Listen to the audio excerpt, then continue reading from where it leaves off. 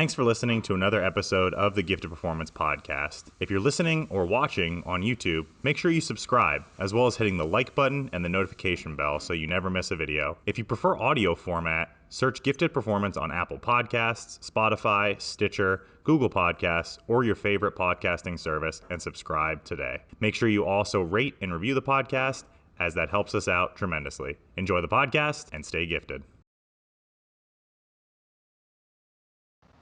Welcome back, guys, to another episode. No, can't say guys. We went over this on the last one.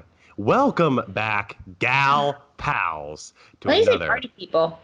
Because I prefer gal pals. That's party gender people is your neutral. thing. What?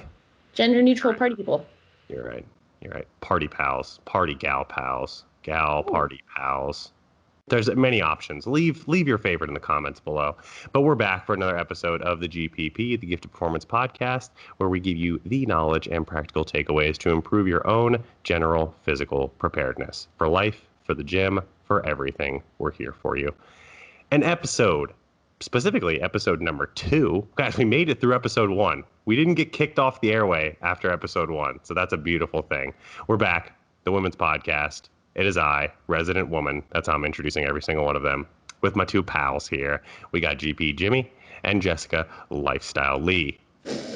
I like that nickname. It's really good. I was watching it back on the last episode. Made me laugh, so I'm sticking with it forever. Today, we've got a Q&A episode. Is there anything on the front end of this little podcast that you guys want the people to know before we move on? You and I plan to match. We did. Yes, 100%. Jess. Clearly, I didn't get the memo. What the hell? Ignored the memo. Orange. Something. You sent it to the wrong email, man. Because I didn't get no memo. You know what it was? It was Lee with 2 E's. So our favorite cake baking young Asian woman, she's wearing orange today, but Jess is not. Damn it. All right. We won't fully debut it today, but just so you guys know, so you gals know, Jess is working on something very special in the works for you guys that we think that you will enjoy quite a bit. And we'll leave it there. That'll be our cliffhanger for the day. Shall we do some questions? Let's do it. Let's do it. All right. The first question comes from some dickhead, some real asshole. I don't know who this guy thinks he is, _squat father. Do you think he invents the squat? Does he show up at your house and squat your dad for money? I think it's probably the second one. That's like the father squatter. Yeah, it's like a weird fetish domination kind of thing where you watch him squat your dad. But the squat father asks how to order smart when eating out. So we'll say in like a dieting context, in a fat loss or a weight loss context, what is your order of operations when ordering out if you're trying to be smart? And we'll kick things off with Jess. All right. So what I like to keep in mind when I'm going out to eat is that majority of the time, calories are going to be probably twice as much with that meal. Just because a lot of times restaurants will use oils and stuff to prep their food. So you have to keep that in mind as well. So with that being said, when I'm ordering certain things like vegetables and stuff, I always try to...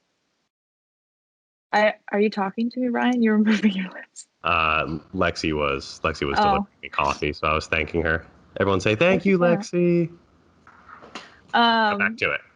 Yes, what was I saying? So when I'm ordering certain things, like I try to ask, like I make sure that they don't put butter on it and stuff like that, or order things like dry to eliminate those extra calories that are kind of like hidden in there that you wouldn't really think about. And then usually I'll stick to a like lean type piece of meat and then some type of vegetable. And then for a carbohydrate, I'll do like a wrap or a plain potato or rice if they have it, just to kind of keep it simple. I feel like the simpler you go with it, you can stay pretty safe within calorie wise. How do you deal, a follow-up question here, how do you deal with people who may be inclined or they want to enjoy, whether it be let's tackle dessert first. So how do you deal with folks that want to also have a dessert while they're out? What are the kind of stipulations that you give them? That's a good question, actually. So usually, if that's the case, I feel like there's a couple ways you can go about it. You can get a really good, like clean meal for dinner, kind of like what the example that I just gave, and then allow yourself like a little treat for dessert. Or if you really plan on just really enjoying yourself, then at that point, kind of just going towards more just having like I don't want to call it a cheat meal. We talked about this on the freaking We Instagram. discussed it. I know. I don't want to call it a cheat meal. But just allowing yourself to like enjoy that meal altogether. I guess it also depends on like what the restaurant offers too. Sometimes some restaurants have like calorie friendly treats. Do you treat that as like an untracked meal, or do you try and have them track all of that? And if you do have them track it, how do you tell them to go about that? Yeah, so usually I would have them, depending on how many meals they have in like their normal nutrition plan, I would usually have them take out or like save 2 meals for that meal out. Again, going back to the extra calories that you get just from eating out because of all like the stuff they add into it when prepping the food. Just to stay on the safe side, I usually say save 2 meals for that meal that's going to be out to eat. And hopefully you can get a little bit of a balance in there so you're not over calories too much. Now, how about something like alcohol? Like if they want to have, a couple glasses of wine or a drink, how do you factor that in? Usually with alcohol, I'll have them take like cut carbs a little bit more, if that makes sense, to kind of make up for alcohol consumption. For females, I usually suggest, I always say stick with like 1 glass of wine, and then usually just go that way. So is there any, so what if I don't want to go with wine? Is there a hard alcohol equivalent? I usually say like a clear type of like alcohol, like vodka mixed with something, like vodka and like a diet would be one that I've gone to. I personally don't drink as much, so I don't really have all the creations like up my sleeve, but usually something along those lines. Can you give us like a basic kind of breakdown of why it is that when we go out drinking, the calories add up so quick and it's so easy to kind of undo an entire week of fat loss dieting with one night of drinking? Yeah, because I think people don't realize that like all the calories that are actually in alcohol. I think that, people just assume that if they stick with something that's not like usually with like the fruity drinks, you can kind of assume like they're adding syrups and stuff to it. So you kind of put 2 and 2 together that there's like more sugar and more calories. But even in, just like your simple drinks, like a simple glass of wine or like I said, like even like a shot mixed with something, you're still getting calories in that I don't think people necessarily take into consideration. And then they eat on top of it. And it's just like a whole cascade of caloric intake. So here's what you do. You go to the bar, you say, I would like, and you can charge me whatever you'd like for this, an entire cup of vodka with no ice. You pull the Mio out of your purse. You give that vodka a couple squirts of Mio, preferably like a blue color or a blue flavor. Is that a thing? Blue flavor? Yeah, I mean, there's blue flavored Gatorade. A blue flavor. Get it in there, mix it up so it's nice and blue. Tastes acceptable. And also later, when you're vomiting, because you're for sure going to be vomiting if that's how you're going about your drinking, you can really scare your significant other or the person that you just went on a date with, went home with, by vomiting up pure, just blue liquid. I've seen it far too many times. I was going to say, are you speaking from experience? I am speaking from the amount of people that I have seen do exactly that at the fine establishment in Orlando known as the Knights Pub. Everyone stop by the Knights Pub. I'm sure they've got a special tonight that's free drinks all night, no cover, just vomit wherever you want. Let the security guards clean it up. It's always been the rule. Jimmy, from an anecdotal experience of, traveling quite a bit while fat loss dieting, while contest prep dieting, what are some tips and tricks that you might have for the people that you were successful with over the years? I always stuck with like a very simple meal when I went out, because especially like when you have girlfriends, I always traveled with girlfriends when I was coaching. They'd always like, oh, like we have to pick a specific restaurant, or like you can't eat anything, and that's not the truth. Like every place that you go to pretty much has like grilled chicken breast and a salad. So I always said grilled chicken on a salad, salsa as a dressing, and like I made it through 2 straight years of traveling 6 months out of the year with just eating that meal. It gets boring. Like you're not gonna have like a lot of fun when you're going out, but like if you're committing yourself to a diet and you're like, especially if you're contest prepping, that's just kind of how it is.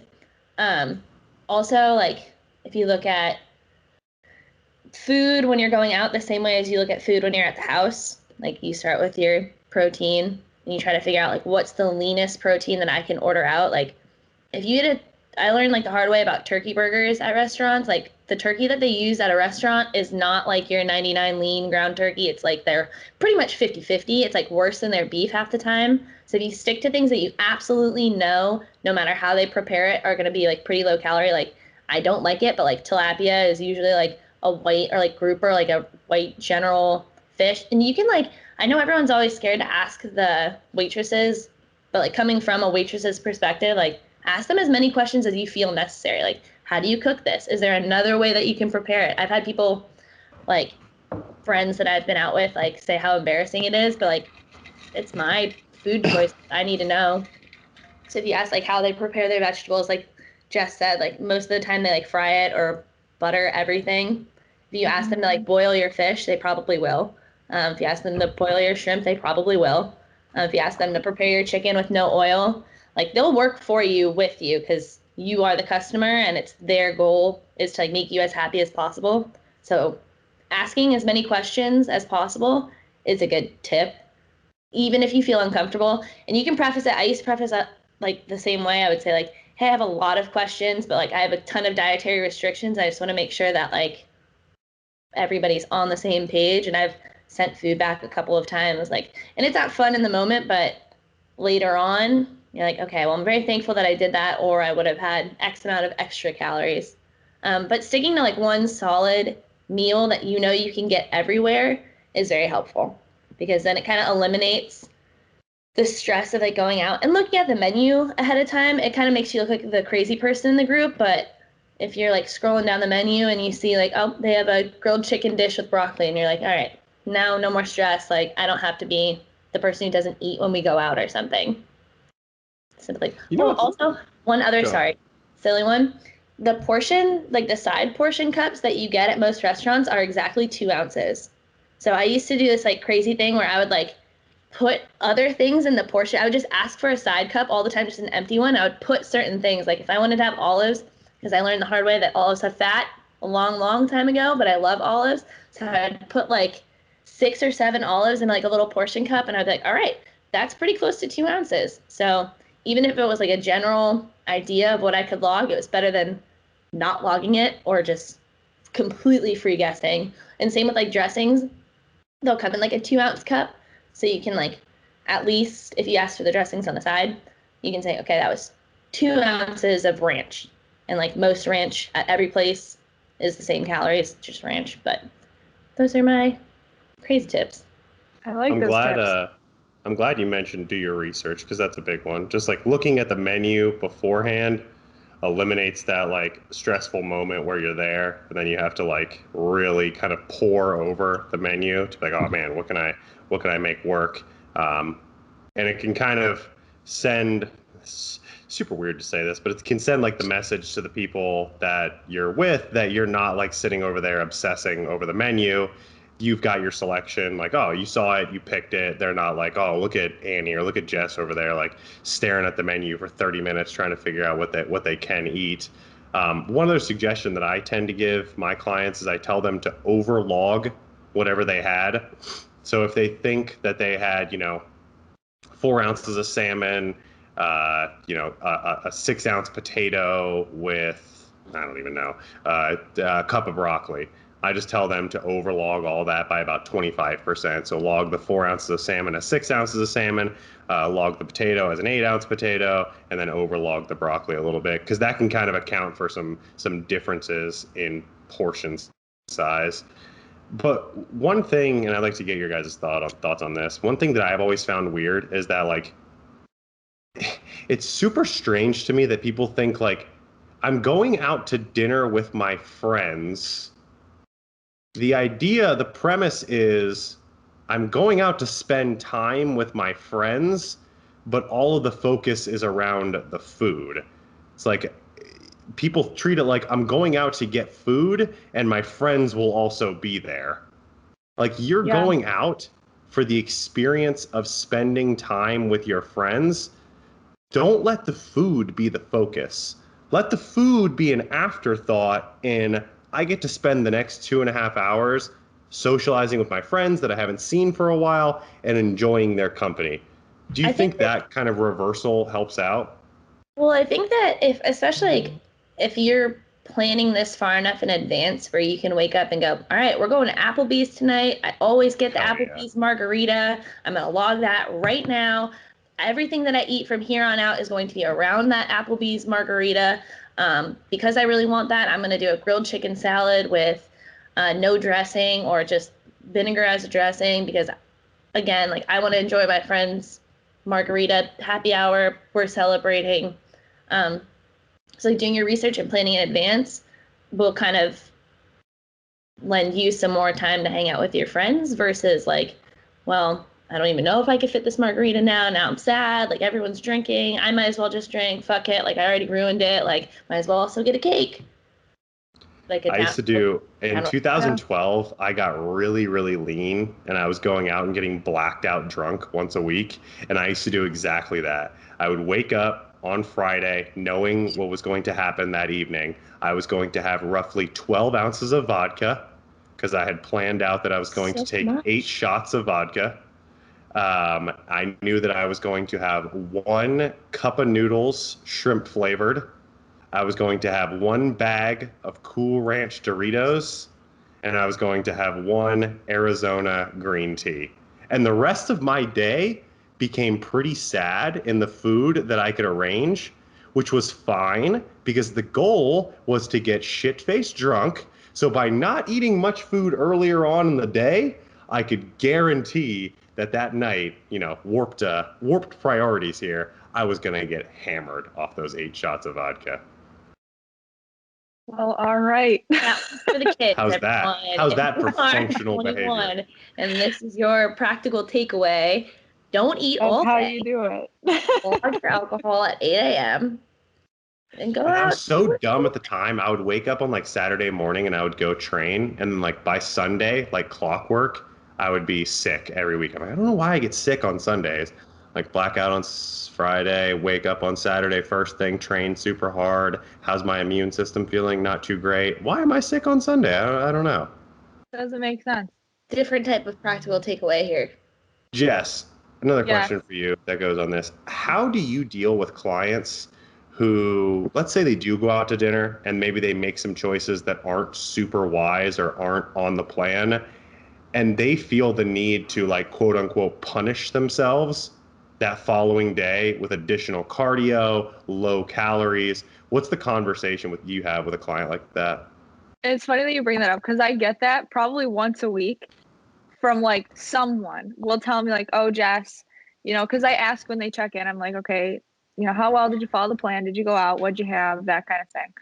And it's crazy to me. Like sometimes I'll get like clients that will say like, oh, I had like a couple bites of like, my husband's French fries when we went out, or like they split something with me and I took a couple bites of it. And like they consider that um, like a cheat or like kind of like really going off of plan. And then the next day they're like, so I increased my cardio on this day to make up for, and it's just like, If I could just like be there in the moment and just like sit with them and just let them know, like, it doesn't necessarily work this way. You don't have to kill yourself because you had a couple bites of something. Fries. Say that again. It's only French fries. Right. And like You're gonna 2 live. French fries, you're going to be just fine. It really just doesn't work that way. But I think, I don't know, like at the end of the day, those types of conversations come down to kind of just like me reminding the client to like mentally check in with themselves and not be so hard on themselves if they gave into a temptation. Because at the end of the day, a lot of the clients that I work with are like lifestyle, right? Like I don't really have a lot of competitors or athletes. So having those moments where you choose, going back to like choosing memories with friends over calories per se, to me, I'm a lot more happier for the client, not even gonna lie, if they chose that and they enjoyed their time with someone that was special versus me having to hear how they're beating themselves up and feel absolutely terrible because they might have made a choice that wasn't necessarily, on their plan. I think that's like it stems from that whole calories in versus calories out idea. Yeah. It's just like it's true to an extent, but like I think some people get that into their head. They're like, I had 6 bites, I need to take 6 steps. And like then they wake up the next morning, they're like, all right, I had 11 French fries. Now I'm gonna do the math on 11 French fries, and now I have to go do the Stairmaster for however many calories 11 French fries were. But it doesn't work like that. In a little bit does, but So Right. when I see this being an issue is that when it corresponds with an increase on the scale the next day, if the scale doesn't go up the next day, they don't give a shit. If it goes down the next day, they're like, oh my God, it's magic. And then they're like, Ryan, holy crap, I ate out and I like enjoyed some of my husband's French fries and my weight went down. And I'm like, you know why that is? It's because I'm a magician. I studied at Hogwarts and you need to pay me more. So then we increase their rates and we go from there. But if they gain weight that next day, that's usually when they're the most upset. They're like, Ryan, I went out, I had some food that wasn't on the plan. I'm up 3 pounds. And the way I like to rationalize it with them is I like to math it out. And I say, okay, we start with the basic premise of 1 pound gained equals 3,500 calories over maintenance. So if you were 3 pounds up that next day, that would be equivalent to 10,500 calories over maintenance for that given day. And I'll say, do you think that those 6 French fries that you stole from your husband's plate were 10,500 calories? And they'll be like, no, that's insane. And I'm like, okay, given that that is insane and not a plausible scenario, what do you think those 3 pounds of weight gain actually are? And I'm like, oh, well, it's probably water weight. It might be like extra food in my stomach because I didn't go to the bathroom this morning. Like, see, now we're at a point where these things make sense. Hydrate, go take a poopy, and I promise you those 3 pounds will be gone within the next couple of days. And then I get a text 72 hours later and they're like, holy crap, not only did I lose those 3 pounds, I'm down an extra one as well. And then we've basically alleviated all of that stress with everyone's favorite math. I love it. No, but that's just it. And now that you bring it up, it really is that like where I'll have a client that they'll weigh themselves that next morning, and because they're up in weight, it's like this whole number thing where they just like freak out and they're like, oh my gosh, I totally ruined everything because I'm up a few pounds. But at the end of the day, like you just said, like your explanation was perfect, like that it doesn't really work that way. You're just holding on to stuff and you need to just let it work itself out. Yeah, let it go, work itself out. But then it kind of goes back to our first episode where we talked about how a lot of times females identify with like a number on the scale and how they look for, their own validation within themselves. So it makes sense. All right, at @the_squat father. Hopefully we answered your question up to par. I think you'll see that my answers were most agreeable to you, and you'll see the value in those the most. These other two here, I'm not sure if you'll be able to see their opinions line up with yours. But our next question comes from @KelseyHug23. It's a simple one. It just says, dating while prepping? Question mark? Dating while prepping? Like, is it a good idea? I think that what she's saying is here, like, what are some tips on how to like be able to date during prep, assuming that dating has some time requirements that will take you away from training, cardio, diet, things like that.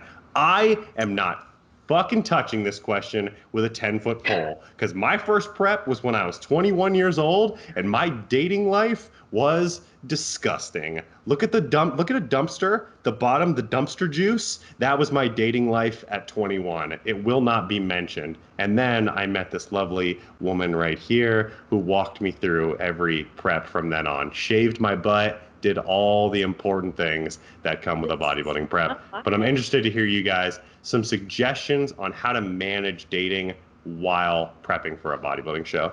Can I start with a story? Let's hear it. Yes, please. One of the very first birthdays that I had when Ryan and I were dating, we weren't really even like dating. We were just kind of like in that talking Fraternizing. stage. But it had to be around your dumpster juice period of time because you were kind of a dumpster human. But I had a birthday party at the zoo. And like, I remember I told him like 3 weeks in advance, I was like, it's just going to be like me and like a few friends. Like, I've really wanted to go to this zoo for a long time. The day of, he goes, I can't because I have to train. I was like, okay, that's like, this is me, like never doing bodybuilding, like not really being super active. I was like, okay, it's probably gonna be like 2 hours, like 30 minutes there, 30 minutes back. We'll be there for like a couple hours. He's like, I can't, I have to train. I was like, okay, like do that first. No, I have other things. And it was just like, it blew my mind. And he's like, well, there's not gonna be anything for me to eat there. I was like, it's a zoo. There's like hot dogs, there's funnel cakes, there's all this cool, like really good stuff. And like all of my friends, I swear to this day, like, I'm going to one of their weddings. They're still not going to let me live it down. They're like, he couldn't just like take like 2 days off or 2 hours off of like his training. Like, I was like, yeah, I guess it lasts all day. I don't really know. Like, I don't know anything about bodybuilding, and I don't know.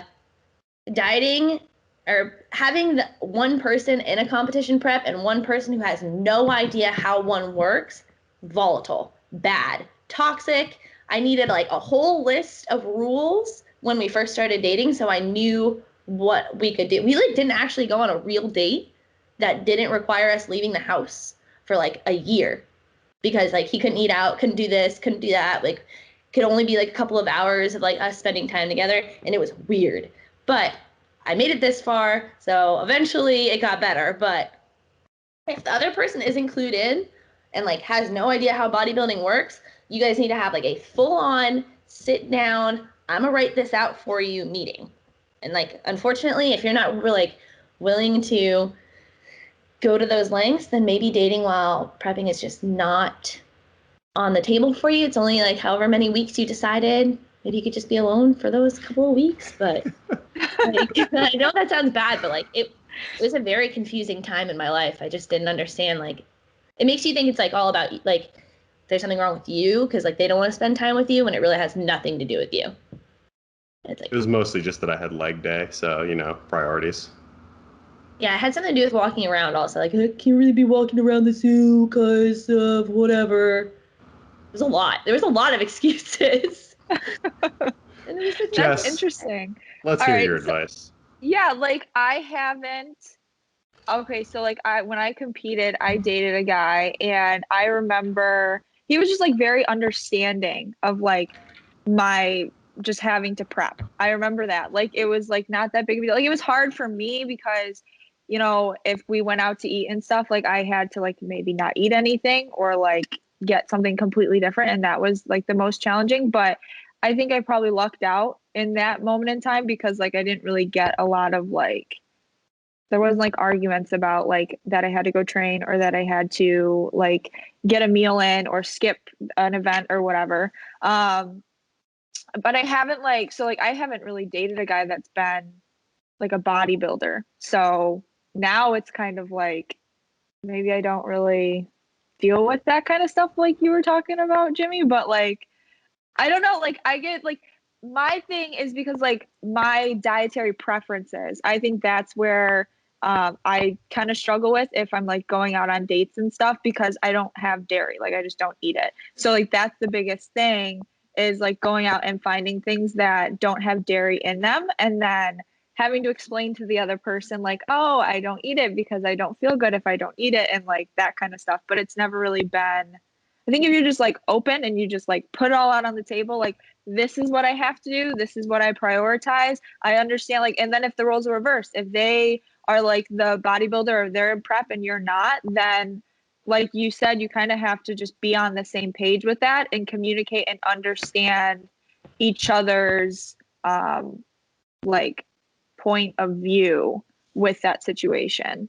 It's definitely like a communication like is key Yeah. thing. I mean, in all relationships, communication is key. But like competition dieting also does so many things to your body where like your body goes into like energy reserve mode. So you're like not moving, you're not talking, you're not doing a lot of things with each other. You literally can barely get out of bed, go to work, get home, eat, and like at some point you get to like this autopilot point. Mm-hmm. And like if your significant other isn't on the same page, it's going to feel like they hate you. They don't want to talk to you. They don't want to touch you. They don't want to even be in the same room as you because like in their head right now, it's like all they want to think about is food. Yeah. From a long, long million years ago, we listened to a podcast of someone talking about how at the end of their diet, they would rather look at pictures of pizza than see their wife naked, like 100%. And like that, it really does get to that point where, because we did a really long bodybuilding prep one year. I don't remember how many months it was, but it took up like, it felt like a year and a half. And like, I think like we maybe high-fived each other's in like the hallway, and that was like it. Because like we didn't have the energy to do anything together. But it's a different dynamic when you guys are kind of both dieting. I don't know if that is, if you're talking about dating another person who's prepping while you're also prepping, because then that's going to be just maybe not also the best thing to do. Right. Well, I also think it's like like how long have you been dating the person too? Because if you know the person pretty well, then you can kind of like if they're going through a prep and you know them on an emotional level, like on like a deeper emotional level, then you can kind of handle like that like backlash or that wall that kind of gets put up when they're getting closer and closer to their show and they're kind of just like tunnel vision and like zombie mode in a way. I honestly, I think Dom would be, we should have talked to Dom about this because he's like, how long out from a show? Like 8 days now? Yeah, 7. I was like 7 days exactly. So it's like, you know, and he's married. Like, I wonder like how they go about that kind of stuff because he's competed for a while. Like, so it's like, you know, I think if you know them really well, it can make it an easier phase to go through. But if you're just like, you stumble across someone that you just met and they're like almost going into a show, then I can imagine that would be really difficult. I think that if you're like, I know I said this, it probably doesn't sound very nice, but like you are super committed to your dieting and your competition diet, maybe just save dating for afterwards. Like if you're like if you're single and looking for someone and you know that you are as committed as you can possibly be, like having another excess stressor is not going to be helpful because dating is stressful in the beginning, like regardless of if you're dieting or not. Like you're constantly trying to figure out like, do they like me? Do they like me a lot? Are we talking? Are we dating? Is this whatever? You're already stressed out enough. Maybe just like wait your 12 weeks, however many weeks you have, and then start dating afterwards, or like tell someone that you just recently met, like, hey, this is gonna be a rough next couple of weeks. I don't need to like take this as like my personal character. Maybe we should just like keep talking about like reconvene all of the other stuff, all the dating, like right after my show. And I mean like 30 minutes after my show, like I will feel 100% better. But yeah, right now that's a good point. dedicated to this, and that's just how it's got to be. That's a good point. It's not only stress that comes with the end of prep, but it's also there's like a level of impulsivity that comes with the end stages of a contest prep or the end stages of a diet in general. And when you are in that dieted down state and you are stressed out and you are a little bit impulsive, you may actually get yourself into a relationship that you don't want to be in when that contest prep concludes. So some people kind of gravitate more towards like a caretaker, like that's who they're looking for in a relationship. And at the end of a contest prep, that can be even more the case, to where like you're stressed out, you have so many things going on in your life, you're very impulsive, and you latch on to an individual because they serve that caretaker role for you. and then contest prep concludes, the show is over, you no longer need that caretaker role in your life because things have kind of returned to normal. You're not stressed out, you're not hungry, you're not broken down hormonally anymore. And you look back and you're like, holy crap, like, I don't like this person. Like, this person sucks. Like, this person's annoying. Like, leave me alone. Stop cooking my food for me. Stop trying to drive me everywhere. Like, I'm fine now. And you might get yourself into a relationship or a situation that after you can kind of see clearly, the prep goggles have been taken off. You're like, wait, hold on. This isn't what I was looking for at all. So, yeah, I think Jimmy makes a good point that, like, at the end of prep, those end stages of a diet, biologically you're not going to be like wired to make the smartest decisions in food, in like your social life and your love life, all of that. So like let that fog clear up before you like get down on a knee and propose to someone because they said that they would bake your chicken for you and they would do it right and not add too much like seasoning. You know what I mean? I like how you said That's a you great touch point. this with a 10-foot pole, but brought up a very, very good point. I was gonna say that was like spot on. Just like throw the whole psychology at it, Brian. Like, I mean, what the hell? yeah. But As that makes so much sense. professor of exercise psychology. Actually, I'm not allowed to call myself a professor. I got yelled at for that. Yeah, and it ripped it off your door too.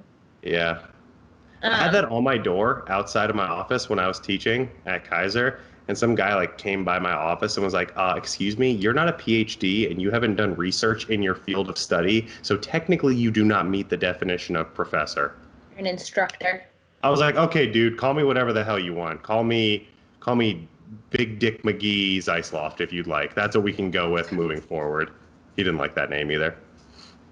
What I was going to say is I wonder if it's different on the male side also than the female side, than the way that like I've thought of it, because I don't know. I just wonder if it's different. It's the way that they look at dieting and relationship. From like an evolutionary biology standpoint, I think both in terms of like ability to form a relationship and procreate is pretty much shut down when energy availability gets low enough to where both male and female are not looking for a mate because biologically the signals that, like your brain is just saying, hey, quit trying to put your ding-a-ling places and eat some food instead. Find some fruits and some nuts instead. And once your body fat rises up a little bit, because I've seen that from both sides of the coin. Men say they have no sex drive. Women say they have no sex drive. So couples, when they're, prepping together, it's like what Jimmy said. A simple like high five, catch you on the down low as we pass each other in the hallway is plenty. That's prep brand intimacy right there. Also, maybe look at food porn together. Yeah, that did. It just, our DMs used to just be like, oh, we should go eat this. I had a list in my phone at the end of my last diet that was like 65 things long. I think I ended up eating like 2 things off of it. But anyway, what I was going to say is also when you're dieted down, at least for me, I'm like hyper emotional. Like I dropped a Skittle on the floor. It was my one Skittle that I was allowed to eat. Now I'm in tears. Now I can't go to work because I've been crying for an hour and a half. Like the end stage dieting for me is in like, when you're in a relationship and the other person like says something just very offhandedly about like your hair or your outfit or something, and you're like, all right, day is completely ruined. Now I can't leave the house. Now I need to dye my hair. I need to shave it all off. Like very, very emotional. So like, especially if you first start dating someone in that like headspace and they just think you're crazy because you're crying all the time over like what seems like nothing, or like they put butter on your broccoli when you guys were out to dinner and now it's like a full emotional breakdown because you can't eat the broccoli and you don't want to send it back. Like this person looks at you like you're an actual we're really painting a very positive picture of contest prep here. Guys, remember, for all your contest prep needs, come on down to Gifted Performance where we can guide you through this torture in the most effective and quote-unquote fun way possible. At least you have people to talk to who've been through it. You need to reach out. Like, you want to talk about your crazy episodes? Like, I got more. You want to hear, like, we can play. Like, I can tell you one thing about contest prep is that, like, the more information you have going into it, the better. Flying blind through a contest prep will, like, actually make you feel like you're a crazy person. You're like, oh my God, this is forever. This is who I am now, and I don't like it. So having like a good qualified coach to talk you through it, this is just part of it. It'll be over in a couple weeks. This is what we have to go through. Like that can be really, really helpful. So for all your contest prep needs, come on down to giftedperformance.com and we will set you up better than you ever could be. How do we feel about that question? Did we crush it? I think so. I would say so, like yeah. that one's a very broad one. That one could go on. I swear we can go on with that one forever. Like you can take it from an emotional standpoint, a logic, like you said, impulsivity. I guess that kind of goes under. How about, I think this one will be a little bit quicker. We're going to talk some numbers on this one. So a question from at Sarah Jean, I apologize in advance for this one. Shafrich. That's my best. I think Shafrich sounds good. Shafrich. Shafrich. Shafrich. Shafrich. Yeah. Okay. Frick at the end. Shafrich. All right. If we messed it up, please spell it out phonetically in the comments so we never mess it up again. Sarah asks how to mentally cope with bloating or period-related weight gain. So cycle-related weight gain. How to mentally cope with it.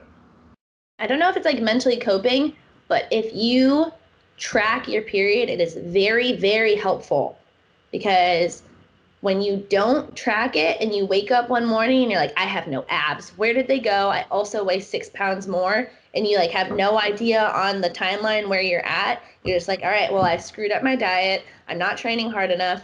But you open your phone and it's like, oh, okay, like you're 3 days out from getting your period. And you're like, oh, okay, this makes a lot of sense. Like I can kind of like push these thoughts, these horrible thoughts about myself off to the side because I just got to blame it on biology. Tell my coach, hey, training's going to be ass in 3 days. Like I'm just letting you know. And then all is fine and dandy after that. That's what's helped me, I think, lately the most. But yeah, I was going to say the same thing. So like, I found that like tracking what phase you are in with your cycle helps a ton. And then it eases your mind too. So like if you're like a week out from getting your period and you start to notice like the scales creeping up day by day, you're getting more fatigued, your lifts aren't where they were before. Even like from like a mental point of view, you start to realize that you're being a little bit more like self-critical and more negative towards things. When you're tracking, your period and you know that it's like it's coming up within the next few days, it kind of like eases your mind and you can be a little less self-critical and it makes more sense of like why your body's making the changes that it's making and just helps you know that like you're not necessarily doing anything wrong just because like your lifts aren't what they were or like your energy level isn't there or you're gaining weight. It's not necessarily you're doing something wrong. It's more so just like your body is going through its natural cycle of starting a period. And that's just what comes along with it. And I think like finding it took me a long time to like comfortable like talking about stuff like this, even when I was like younger. I don't know why, but like even like talking with girlfriends, I was like very uncomfortable. But having a coach that you are comfortable telling, because most coaches, actually, I don't really know. I've only had one coach my whole life, which is Ryan. But like being comfortable enough to tell them helps them help you. So like if you like, even to the point where like, and like, sorry to Thomas about this, but I'll be like, hey, next week of training, bad. It's going to be bad. Like, I'm just letting you know now, like running out, can't do running. Like, and unfortunately, all of the other things that you have scheduled, like maybe move them to next week and we'll do something easier this week. And they're usually pretty receptive to it. No one like says, haha, like that sucks to be you or anything like that. Yeah. But the more you feel comfortable letting other people know, the better, because then it also doesn't look like you're doing something sneaky behind their back when you all of a sudden weigh 6 pounds more, which happens a lot. Like having that communication. Yep. Yeah.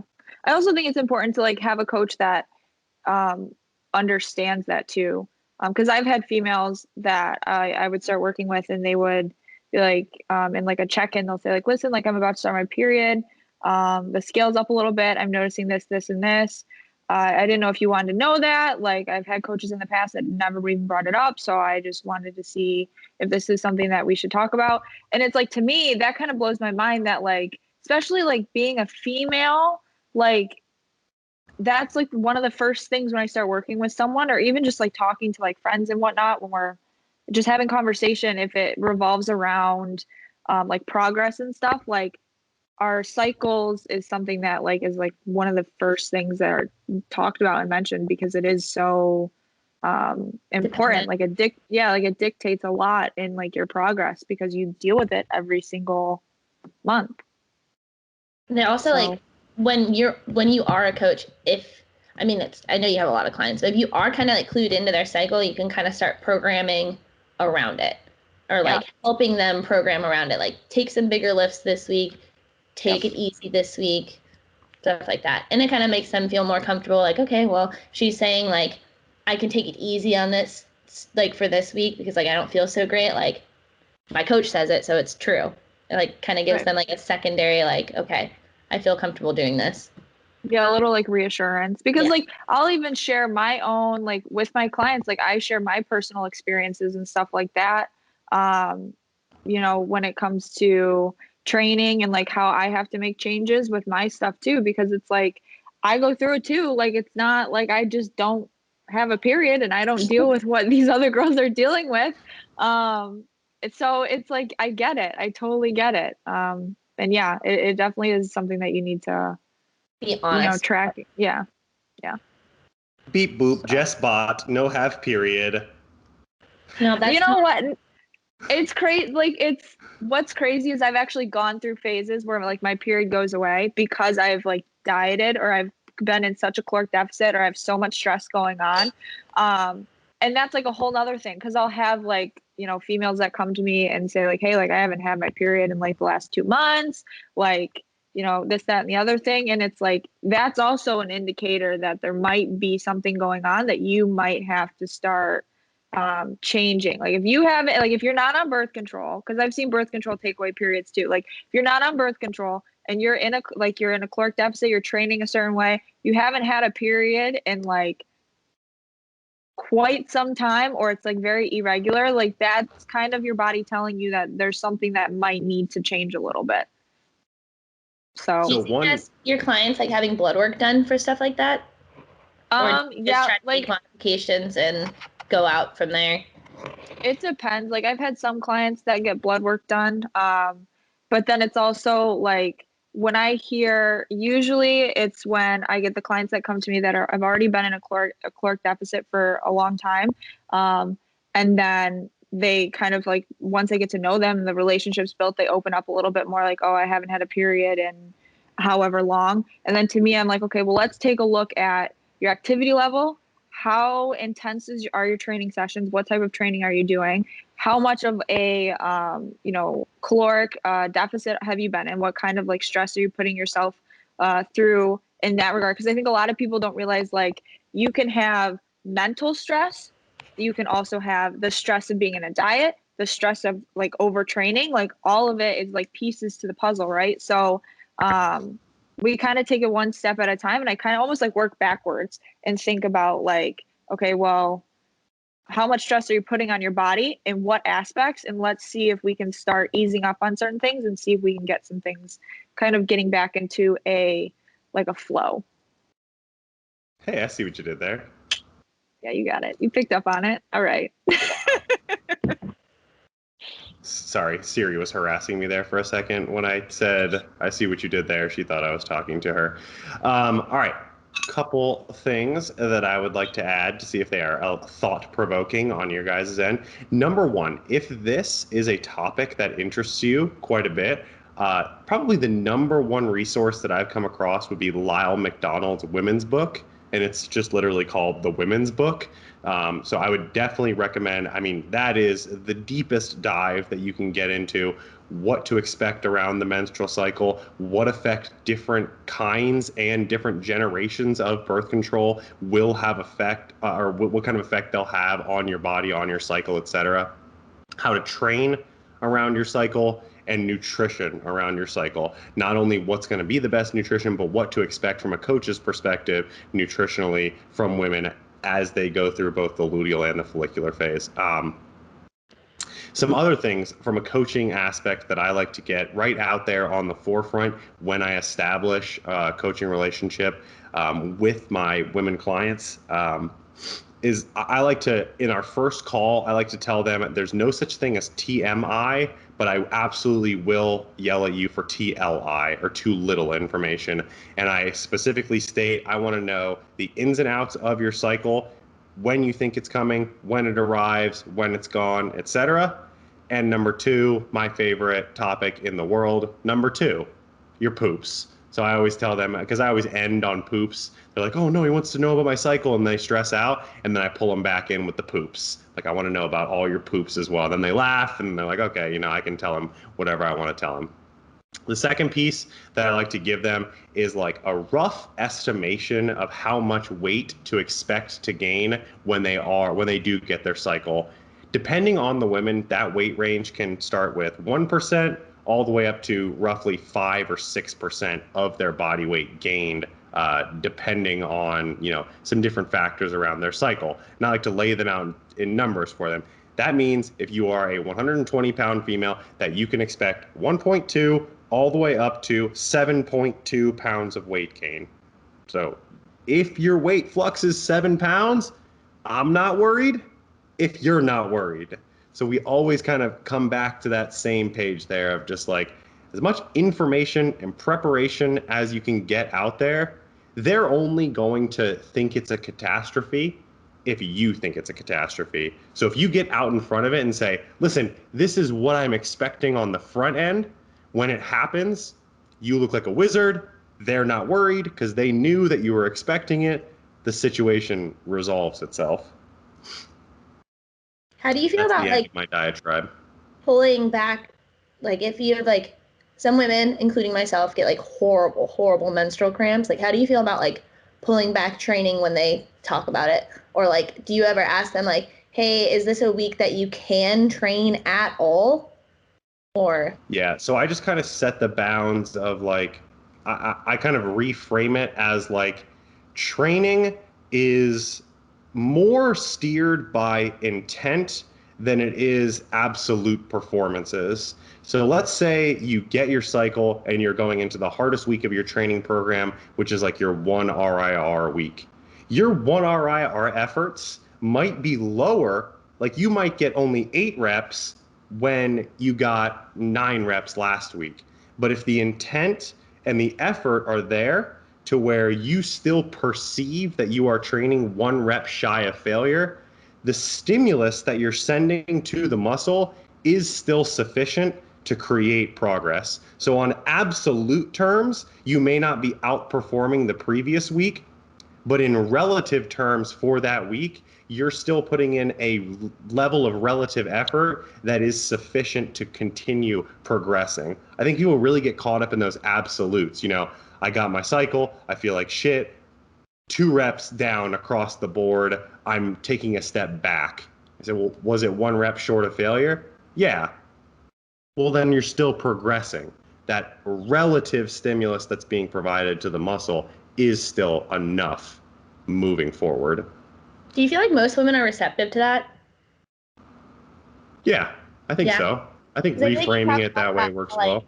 Women versus men, they like to see the progress in the gym by numbers almost more than the men do. And I feel like that could kind of play a bad mental health role. I can see where you're saying, but yeah, I think it should practice that then. I think if we're looking at the objective versus subjective progress, there's so much individual difference from one client to the next that it's hard to draw lines based on gender. I have women who don't give a shit about their performance in the gym. As long as they're feeling better, looking better, it doesn't matter how they're doing. And then I have others that are super obsessed with the numbers, need to see those numbers going up across the board. I actually see the objective-subjective divide more so correlate with previous athletic history. So women who grew up being athletes, they love the objective number-based stuff, especially if they're coming from a sport that was very stopwatch based. If it's, basketball, soccer, track, things like that, where there's literally numbers to track. they've had number obsession ingrained in their head from age 8 all the way up. I feel like you can throw Me. gymnastics into that one too because of how There's a like scoring element. important the score is and like how much Yeah. you base your life around your scores on events. But as sports become more subjective, diving, gymnastics, dance, the more like subjective, the athlete themselves, as they progress through life, tend to focus more on those subjective elements of, life in general, more so than the objective. The all like athletic folks, you throw them into like business or finance or like marketing, where there's like some numbers that they can latch onto and metrics that they can progress over time, and they do great.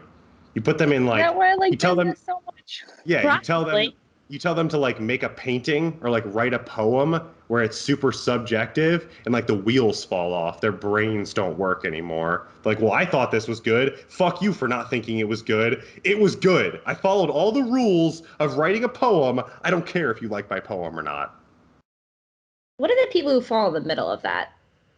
I don't know, but they're weird, and we should put them all on an island and seclude them away from society. Okay. I feel like I can get with both sides of that. I can Nope. paint. Life is a black and white cookie. You're either on one side or the other. There's no gray area. There's no nuance, and I will not entertain anything to the contrary. Okay. Well, I feel like that was like a really good question that was supposed to be short and it wasn't, but Yeah, it was not at all. Yeah, we're This coming is up on good. our hour-long mark very here. broad- So, ladies, is there anything you want to leave the people with before we send this thing off? Question, did we? Yeah, that one's going to take us a while. So, Ashley D, we're coming for you on the next episode. Promise. Just know that we're getting your next question, but we don't want to take too long from the people. Guys, what do you want to leave them with? When you guys DM us questions, make sure they're very specific, or we spend an hour and 7 minutes and 24 seconds talking about 3 questions. Yeah, but we crushed those 3 questions. I agree. I feel like these ones had more substance than the last ones. Yeah, we Meat on dropped the a lot of bone. nuggets today. Yeah. A lot of nuggets. Those are A like whole ribs. lot of nuggets. That was ribs. Yeah, that wasn't nuggets. I started eating ribs, and then she went with nuggets. So I was going meat on the bone. She was going nuggets. So you get what you get. Nuggets. Where's that? All right, guys. That's going to wrap us up for the day. We will see you on the next one. As always, like, comment, subscribe, notification bell, send it to your friends. Leave this on your TV. When you go to work, just leave it on your TV. Your dog wants to listen to us, and we take advantage of those views. Make sure you hit that thumbs up. Do all the algorithm things, because we're going to see you on the next one, and it's going to be on your homepage, and you're like, holy crap, 10 million views. These guys blew up so quick. How did they get so famous? And it was because of you. Why? Because you're gifted and because we love you. See ya.